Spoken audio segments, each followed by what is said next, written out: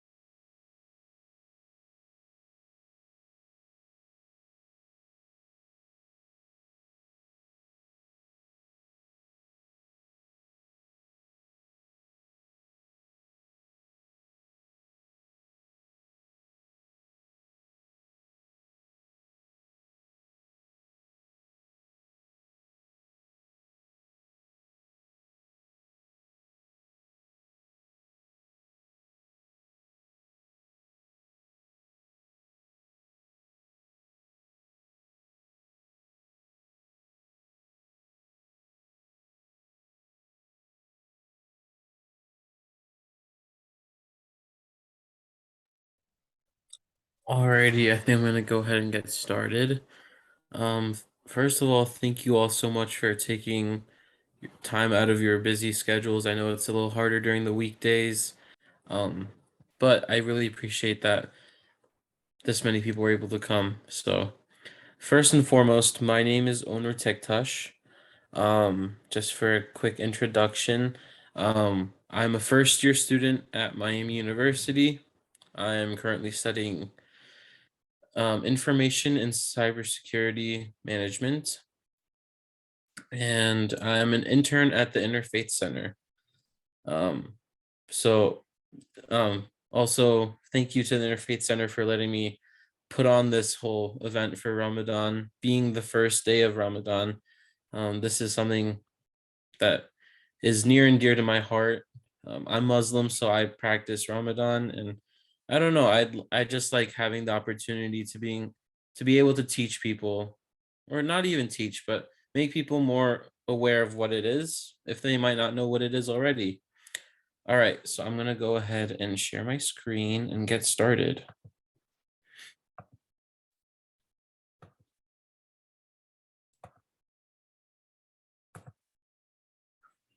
All right, so Ramadan. First off, let's start off with what Ramadan is. So, hold on, there we go. So Ramadan is an Islamic holiday where practitioners fast in a period of atonement and practice swam or self-restraint during the month of Ramadan by not eating food between dawn and dusk, drinking, having sexual activity, and engaging in immoral behavior. And that also includes like um I guess immoral thoughts as well, not only just behavior. Um so then the importance of Ramadan, right? So why is Ramadan so important to people in the Islamic faith? So during Ramadan, the Quran was revealed to Muhammad, and this occurred on the 27th night, which we call the night of power. So this is the Quran is the holy book of um, the Muslims, so it's very important to us. And it's commemorated on the 27th night. And it also serves as remembrance, as a way to remember the less fortunate who do not have food and to be thankful for all that you have.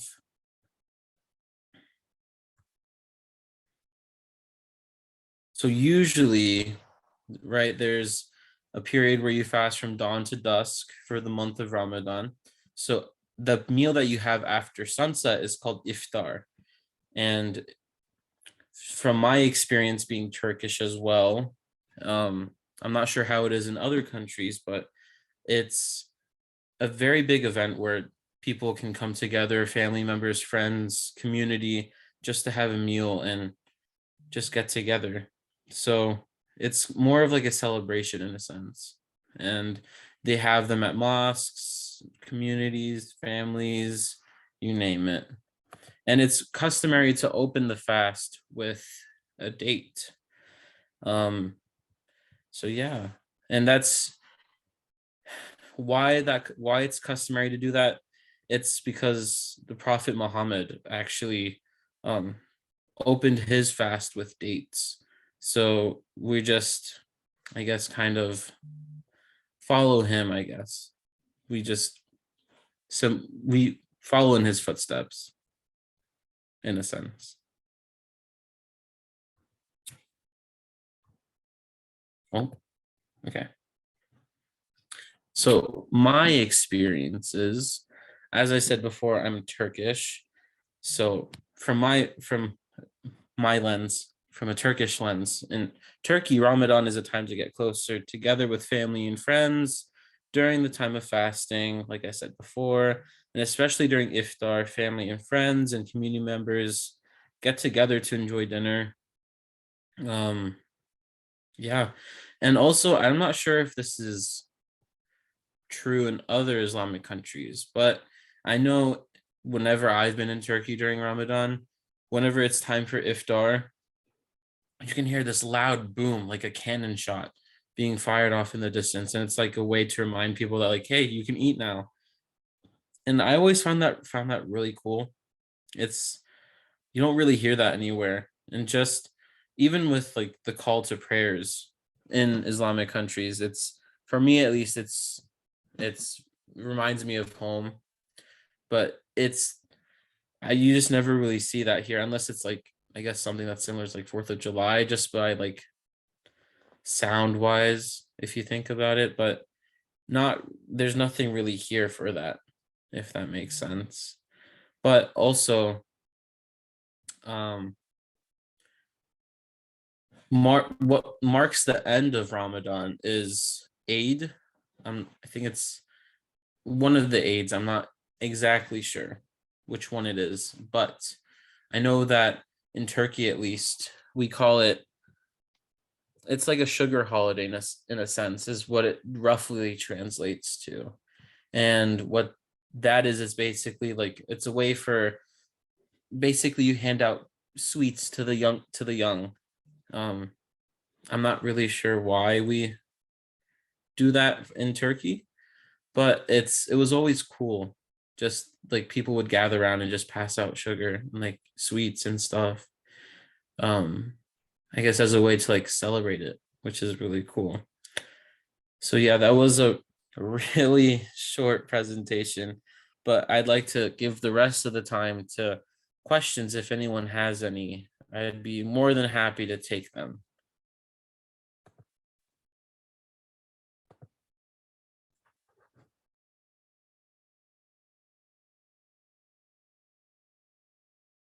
Anyone? I won't bite. Honor, do you hear Yes. me? Hi, Fatima. Yeah, how are you? Yes, I have a I'm good. How question. are you? Good. Most of what you said is like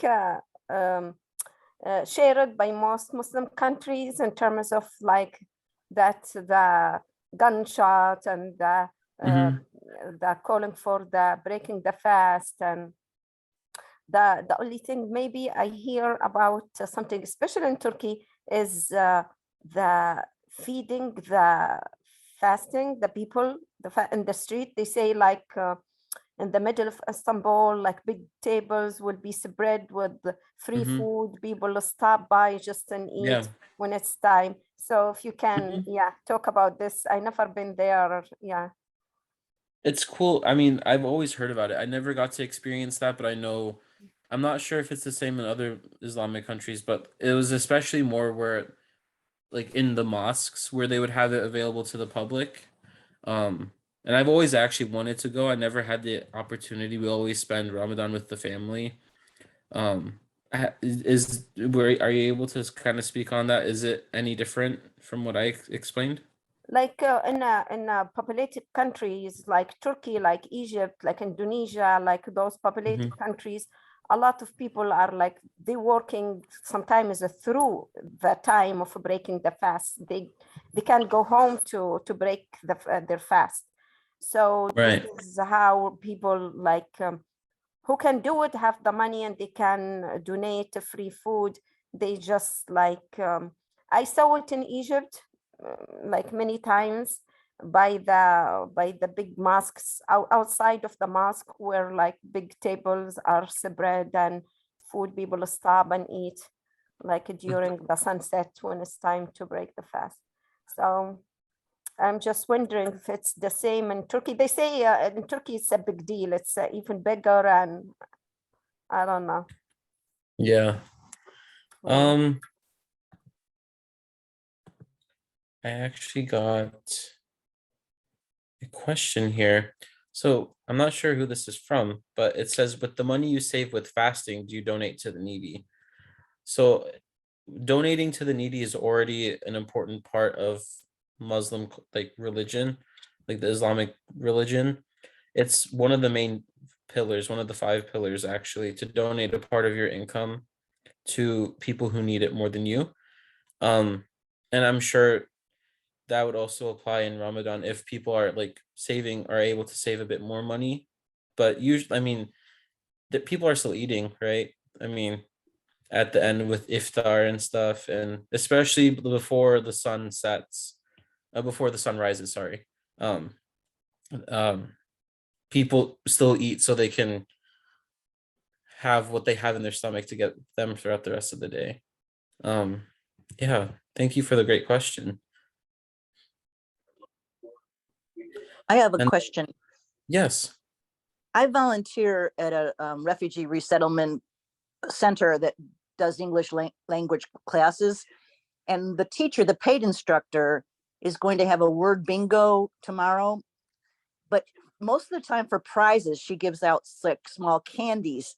And I said to her, that might be a problem because Ramadan's starting. But she's saying, well, she can just tell them to eat it later. But to me, it might be disrespectful to even give them the candy during the class time. Would it be or not?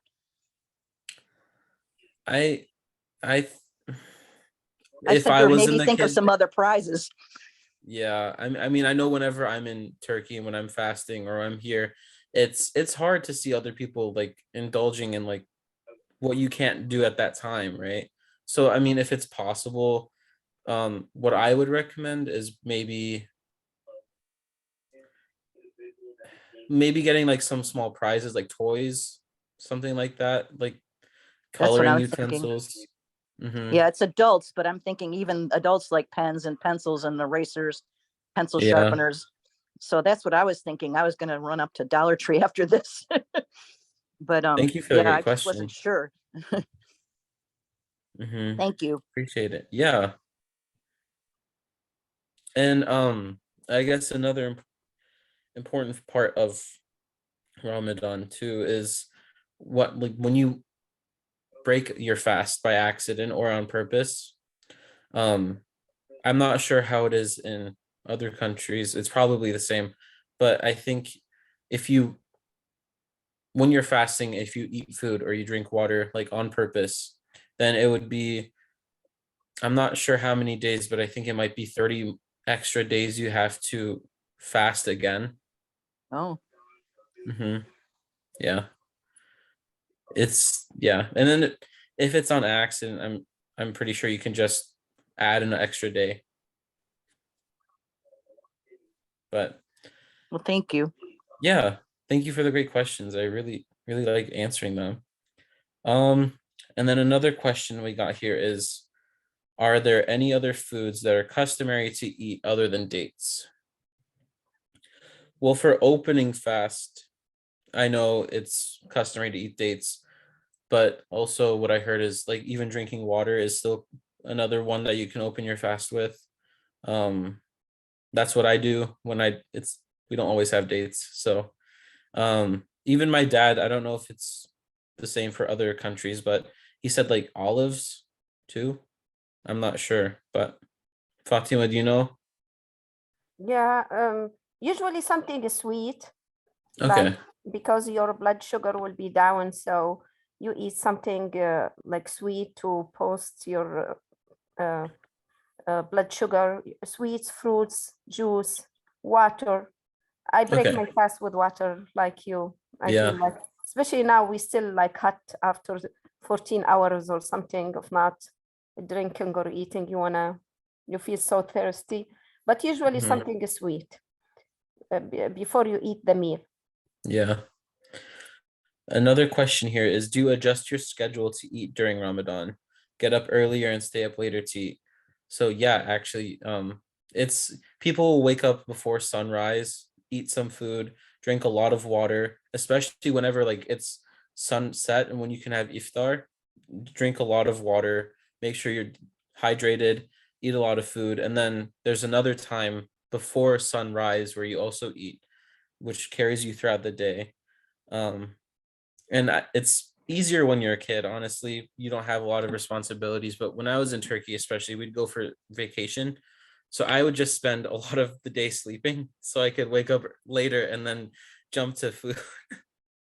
That's what I did when I was a kid, but of course it's a lot harder when you're an adult and you have classes or work to do. So great question, thank you. um One more question here is, what is your favorite part of Ramadan? Um, I think the sense of it's a lot of different things, to be honest. I really like how the importance is on remembering that like you have all these great things around you. You have the ability to eat food. You have the ability to drink water. But by fasting, you remember that there's people in the world who aren't as fortunate as you to be able to have all those things. And I like that part. It's really humbling in a sense. And also just the family aspect. It's for me, it's a great time to, like, usually I'm in Turkey whenever it's Ramadan, and I just get to be with my family. And yeah. How about you, Fatima? What's your favorite part about Ramadan? Oh, as you said, the same thing, the self-discipline.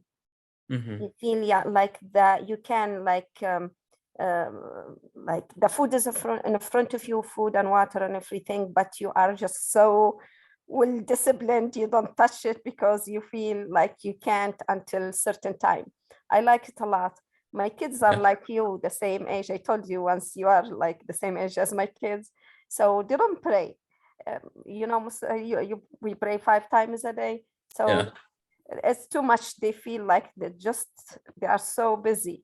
But the fasting, they don't miss it, never, because they feel like it's good for them. I mean, the intermittent fasting is built on, it's like the same as how the Muslims fast. It's a proven Hmm. to be healthy, like uh, cleansing your body and staying for certain number of hours without food is good for the body, like reset your body all over again. So this is what I like about it. Yeah, I agree.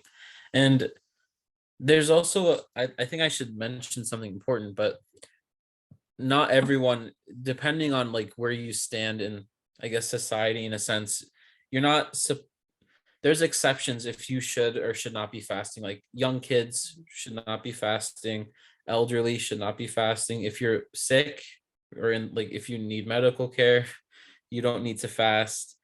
There's of course exceptions, right? Only if you're able to fast should you fast, is what is expected of people in Ramadan. Oh, another question here. Excuse me. How do you keep your mind clean during Ramadan? Do you listen to music, pray, meditate? How do you not think about food all day? Honestly, that's a great question, right? Like, even now, like when it's not Ramadan, I can go and get a snack whenever I want, or just like if I'm hungry, I'm like, oh, I need to go to the dining hall, or I need to go in my dorm and get like have some popcorn or something. But it's not as hard, actually. Like it's kind of freeing in a sense where it's like you're more open to do more activities. You force yourself to do more things so you can like pass the time instead of like passing the time with like eating or drinking like water. So it's, I don't know, it's a really weird feeling. It allows you to be more creative with how you spend your time, because you need to like, you can either sleep or you can be up all day. And if you're up all day, you're just going to be hungry, so you might as well like pass the time doing something, right? So I hope that helps. um Another question here is, what is the significance of the crescent moon? Well, I don't know too much, but I know during Ramadan, especially during the month of Ramadan, you can see the crescent moon all throughout. And it's also this it another important significance of it is it's the main symbol. Like the crescent moon and the star is the symbol of the Islamic faith. But in terms of Ramadan, I'm not necessarily sure. Is there any different significance, Fatima, that you might know? Islam, uh, Islamic calendar, it's a lunar calendar, follows Right. the moon. So any month, the 12 months, it's based on the crescent, when they first see the crescent to the next rise of the crescent. So this is why the crescent is a very important symbol of Islam. Right. So Ramadan is initiated or starts like when the people see the moon, but now with the technology, they can predict this like months ahead. Yeah. Back then, they weren't able, so they see it the night of. So like the night of they see the crescent, just very little, very teeny tiny, the month starts tomorrow. The lunar calendar is 12 months, but it's shorter than the solar calendar by 11 days because it's never 31, it's always 29 or 30 days. So usually, yeah. Yeah. So this is, yeah, the significance about the crescent in Islam. Just the star, just decoration, because they go together in the sky. There is no other like meaning behind the star. Mm-hmm. Yeah. So if you can see, can you see my house? I'm just putting, yeah, I just started putting the decoration. Becky saw it last year. Okay. So yeah, so this is how they do that. Yeah. This the crescent and the star, and even the lights are stars and crescents. It's like you decorate the house like we do in Christmas, the same thing, like lights, lanterns, like a lot of lanterns. Interesting. Yeah. I know I haven't really like seen that before in Turkey where like you decorate your house. So that's interesting for me. Oh, it's this is a new trend, but now actually I got this from Dubai. Somebody sent it to me. So you know now everything is commercialized. Everything in the world.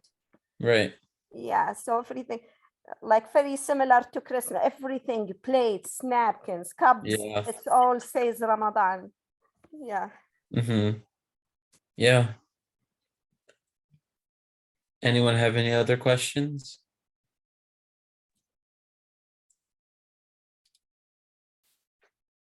Onur? Yes. This is Mike Johnson, and I'm a member of the board at the Interfaith Center. Very happy to meet you. Likewise, it's nice to meet you for too. your presentation. And I'm just going to comment, it's so interesting that the time of Ramadan is so similar to the time of Lent as a Christian. I'm a Christian.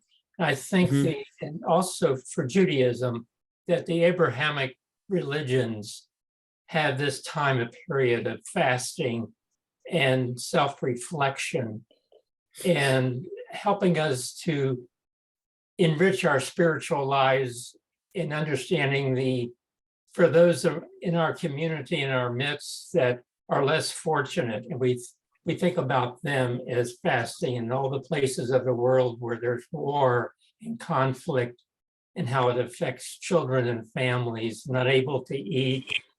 We're so comfortable, you know, we're so caught up in our own comfort, but to experience hunger is important. So thank you very much. Of course. And thank you so much for bringing up that overarching like interfaith aspect as well. I forgot to mention that. Yeah. Thank you. Yeah, of course. My pleasure. This is a lot of fun for me. I don't know. I like talking about my culture and my experiences with it. So I'm just happy I'm able to share that with everyone. You did a great job. Thank you. Thank you so much. I appreciate it. Does anyone have any other questions?